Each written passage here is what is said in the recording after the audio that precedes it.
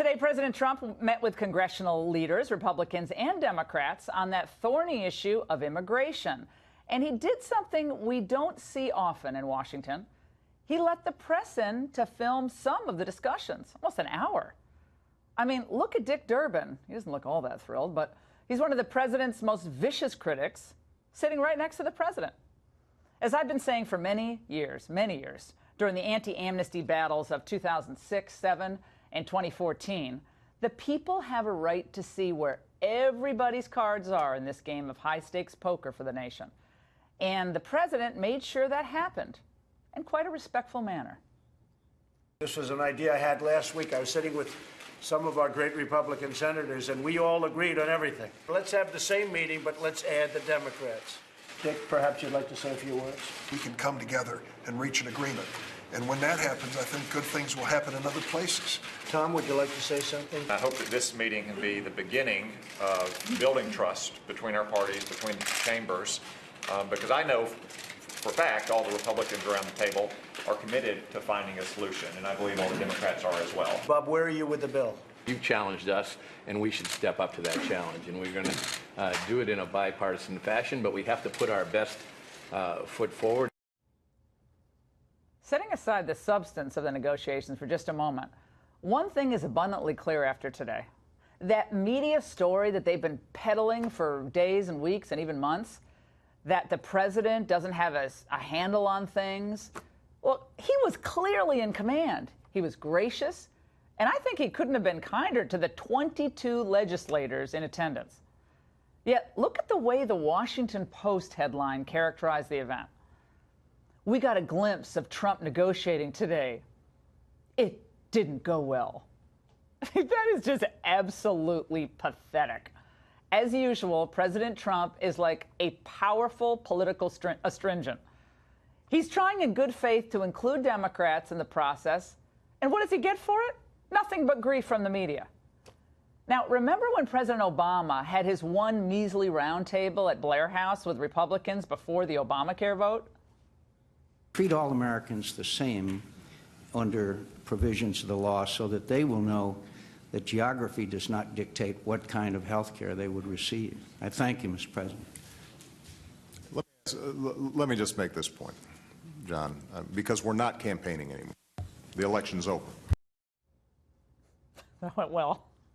Well, today at the White House, the petty gutter-dweller author Michael Wolff became even smaller. And I'm not talking about his diminutive stature either. I'm referring to Wolff's phony narrative that President Trump is somehow not mentally equipped for the job. Today we saw he's sharp, he's savvy, and he's really impatient for solutions for the American people. If anything, it's Washington that's not able to keep up with his pace. The bureaucracy moves too slowly for Trump. And all that he wants to get done, it's hard to get done with how glacially this whole thing goes. So I think it's about time that the Trump-hating media and the political elites, why not have their own fitness for their own jobs examined? Call me crazy, but I actually think your abilities and your fitness should be measured by your track record and your accomplishments or lack thereof. Think for a moment about the politicians in both parties as well, who've failed their constituents with stupid policies and ideas that did zero except waste our hard-earned money or suffocate economic opportunity. Just look at the crime in Chicago and Baltimore, the homelessness, the epidemic we're seeing of it in San Francisco and LA. And as for the press, let's not forget that most of them were embarrassed by their predictions of President Hillary. And they're still failing their readers and their viewers with the same old tropes that they tried against Trump in 2016. How can you be a race-baiting, xenophobic bigot, which Donald Trump is, 2 or 3 months before any Republicans voted? Donald Trump started talking about the Muslim ban. I knew immediately, at that moment, and said at that moment, I could never vote for this guy. And I let everybody know I was voting for Jeb Bush, and Jeb lost. I'm sorry. And he's saying Trump is kind of out of it? Jeb Bush? He couldn't win his home state, Joe. I mean, imagine if instead of elevating these spurious claims of a nasty crackpot journalist, Reporters spent more time getting to understand the hopes and dreams of Americans who are outside of the Acela corridor. Get out of the bubble, boys. I actually think Trump is really growing into the job quite well, thank you very much. By any objective measure, he's accomplished more and more good for the country in 1 year than I believe most other presidents in my lifetime. And now, as for the actual policy analysis of what this bipartisan gaggle may do on immigration, there were some good signs and some not so good signs today. First, let's talk about the positive.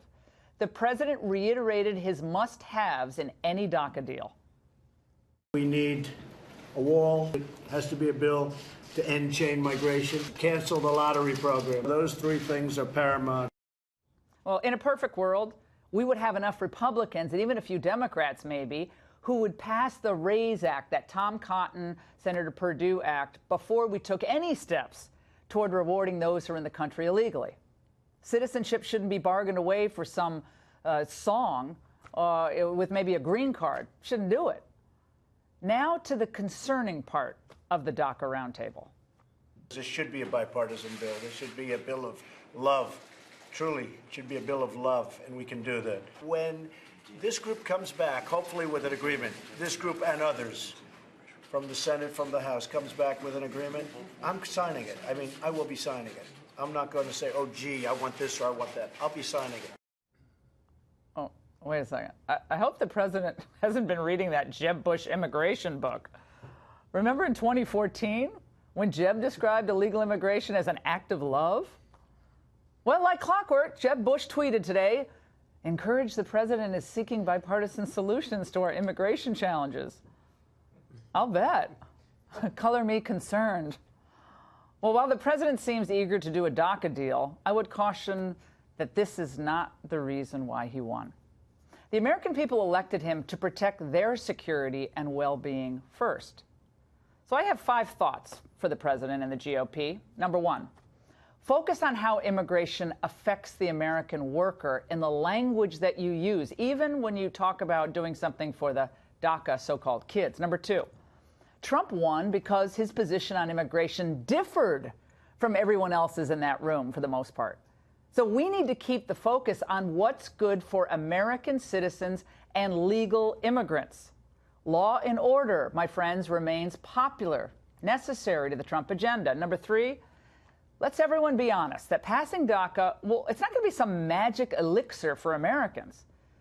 The GOP is going to be drummed out of office if they're seen as being more compassionate toward illegals than they are toward American citizens.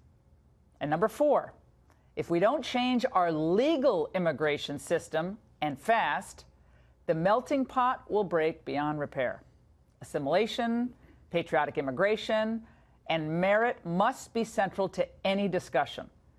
If we don't get this right, we won't be 2 countries, we're going to be 10 countries. Number 5, if Republicans can't get Democrats to agree on chain migration, getting rid of it, we really know that they care more about illegal immigrants than the working Americans. That'll be good for Republicans. Of course, it'd be bad for the country. Remember, the U.S. went from 9 million immigrants to 45 million immigrants coming in just a half a century. That was the largest movement of people in the history of the world. So whatever they finally agree on, after today, we should all agree on this. The president is fully engaged and fully committed to the tricky and often unpleasant process of shaking up Washington.